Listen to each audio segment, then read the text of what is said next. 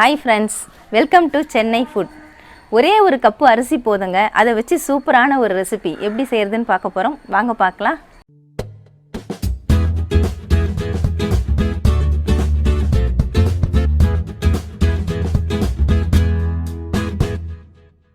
நாம தினந்தோறும் சாப்பாட்டுக்கு பயன்படுத்தக்கூடிய பச்சை அரிசி இல்லனா புழுங்கல் அரிசி எது வேணாலும் பயன்படுத்திக்கலாங்க.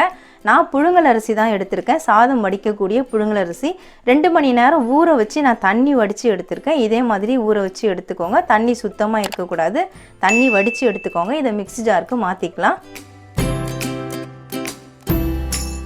பாருங்க நான் மிக்ஸி ஜாருக்கு மாத்தி விட்டுட்டேன். இத நம்ம மாவா அரைச்சு எடுக்க போறோம். நான் அரைச்சிட்டு உங்களுக்கு காட்றேன். நான் மாவு அரைச்சி எடுத்துட்டேங்க. பாருங்க அரைச்சதுக்கு அப்புறம் மாவு இப்படி தான் இருக்கும். நான் இந்த கப்ல தான் ஒரு கப் அளவுக்கு அரிசி எடுத்துருந்தேன். உங்களுக்கு எவ்வளவு தேவையோ அந்த அளவுக்கு நீங்க அரிசியை பயன்படுத்திக்கலாம். இப்போ இந்த மாவை நம்ம ஆவில வேக வைக்க போறோம். ஆவில வேக வைக்கிறதுக்காக நான் இட்லி கடாய் தாங்க வச்சிருக்கேன். பாருங்க ஒரு டம்ளர் அளவுக்கு தண்ணி ஊற்றி வச்சிருக்கேன். அதில் இட்லி தட்டை வச்சுட்டு நீங்கள் ஸ்ட்ரைட்டாக இட்லி தட்டிலே குழியில் கூட வேக வச்சுக்கலாம். நான் ஒரு காட்டன் துணியை லைட்டாக நனைச்சி புழிஞ்சு வச்சுருக்கேன். அதில் போட்டு தான் நான் வேக வைக்க போகிறேன். இது மாதிரி வேக வச்சா நமக்கு எடுக்கும் பொழுது கொஞ்சம் ஈஸியாக இருக்கும். இந்த மாதிரி காட்டன் துணியை விரித்து போட்டுடுங்க. அதில் இந்த மாவை கொட்டிடலாம். நாம் புட்டுக்கெலாம் வேக வைப்போம். அதே மாதிரி தான் இதுவும் அதே மெத்தடில் தான் வேக வைக்கிறோம். அவ்வளோதாங்க. நான் எல்லா மாவையும் இதில் சேர்த்துட்டேன். இந்த துணியை லைட்டாக மூடி விட்டுட்டு மேல் மூடியை போட்டுடலாம். நீங்கள் இட்லி சட்டியில் கூட இதே மாதிரி செஞ்சுக்கலாம். நான் இட்லி கடாய் பயன்படுத்தியிருக்கேன். அடுப்பு மீடியம் ஃப்ளேமில் வச்சுட்டு 5 நிமிஷம் வேக வச்சா போதும். 5 நிமிஷம் நான் வேக விட்டுட்டு அடுப்பு ஆஃப் பண்ணிட்டேங்க. இப்போ நான் மூடியை ஓப்பன் பண்ணிடுறேன். பாருங்கள் நல்ல ஸ்டீம் நிற்கிது. இப்போ இந்த துணியை நம்ம அப்படியே எடுத்துக்கலாம். மாவோடு சேர்த்து எடுத்துகிட்டு வேறு பிளேட்டுக்கு மாற்றிக்கலாம். சூடாக இருக்கும், பார்த்து பொறுமையாக எடுங்க. நான் இந்த பிளேட்டில் வச்சுட்டேன். கொஞ்சம் சூடு ஆற விட்டுட்டு நான் வர பிளேட்டுக்கு மாற்றிக்கிறேன். மாவு நல்லா வெந்திருக்கு பாருங்கள். பாருங்கள் கொஞ்சம் ஆற விட்டுட்டு நான் பிளேட்டுக்கு மாற்றிட்டேன். நல்லாவே வெந்திருக்கு. நல்லா உதிரி உதிரியாக பூ மாதிரி இருக்குது பாருங்கள். இந்த மாதிரி தான் வேக வச்சு எடுத்துக்கணும்.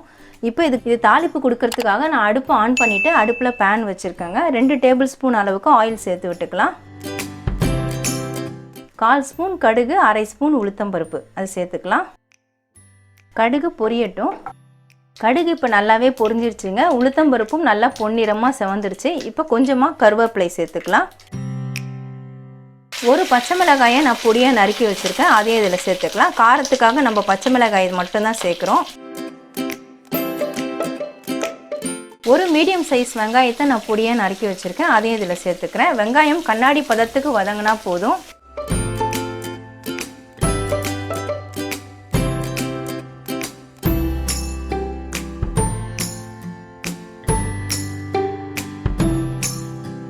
வெங்காயம் பாருங்கள் இப்போ கண்ணாடி பதத்துக்கு வதங்கிடுச்சு. நான் ஒரு பெரிய கேரட்டை பொடியாக நறுக்கி வச்சுருக்கேன். அதே இதில் சேர்த்துக்கலாம்.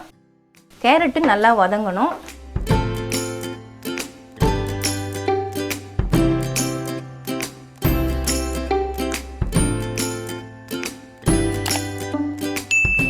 அடுப்பு மீடியம் ஃப்ளேமில் வச்சுட்டு கேரட்டை ஒரு நிமிஷம் வதக்குனீங்கன்னா போதும். கேரட்டு நல்லாவே வெந்துடும். இப்போ நான் மஞ்சள் பொடி சேர்த்து விட்டுறேன். 1/4 ஸ்பூன் அளவுக்கு மஞ்சள் பொடி எடுத்துருக்கேன். அதை நான் சேர்த்துக்கிறேன். உப்பு தேவையான அளவு சேர்த்துக்கோங்க. நான் மாவில் உப்பு போட்டு அரைக்கலை, இப்போ தான் சேர்க்க போகிறேன். நீங்கள் மாவில் உப்பு போட்டு அரைச்சிங்கன்னா கொஞ்சமாக சேர்த்துக்கோங்க. நான் 1/2 ஸ்பூன் அளவுக்கு சால்ட் எடுத்துருக்கேன். அதை சேர்த்துக்கிறேன். ஒரு முறை நல்லா கலந்து விட்டுடலாம். மஞ்சள் பொடி சால்ட் எல்லாமே சேர்த்துட்டு நல்லா கலந்து விட்டுட்டேங்க. இப்போ வேக வச்ச இந்த மாவை இதில் சேர்த்து விட்டுடலாம். மாவு சேர்க்கும் பொழுது அடுப்பு சிம்மில் வச்சுட்டு சேர்த்துக்கோங்க. இப்போ நல்லா கலந்து விட்டுக்கலாம்.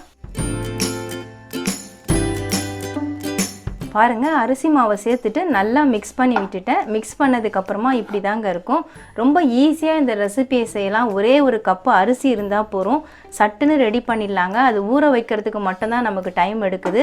மற்றபடி இந்த ரெசிபியை ரெடி பண்ணுறதுக்கு நமக்கு 10 நிமிஷம் போதும். ரொம்ப ஈஸியாக சட்டுன்னு மார்னிங் பிரேக்ஃபாஸ்ட்டுக்கு, நைட்டு டின்னருக்கு இந்த மாதிரி ரெடி பண்ணிடலாம். ரொம்ப டேஸ்ட்டாக இருக்கும். ரொம்பவே புதுமையான ரெசிபி. கண்டிப்பாக ட்ரை பண்ணி பாருங்கள். ஒரு கப்பு அரிசியை வச்சு 10 நிமிஷத்தில் ஈஸியாக ரெசிபி எப்படி ரெடி பண்ணுறதுன்னு வீடியோவில் பார்த்துருப்பீங்க. ரொம்பவே டேஸ்ட்டாக இருக்குங்க. கண்டிப்பாக ட்ரை பண்ணி பாருங்கள். உங்களுக்கு இந்த வீடியோ பிடிச்சிருந்தா லைக் பண்ணுங்கள், ஷேர் பண்ணுங்கள், சப்ஸ்கிரைப் பண்ணுங்கள். பக்கத்தில் இருக்க பெல் ஐக்கானை கிளிக் பண்ணிக்கோங்க. அதில் ஆல்னு ஒரு ஆப்ஷன் காட்டும். அதையும் கிளிக் பண்ணிக்கோங்க. நன்றி, வணக்கம்.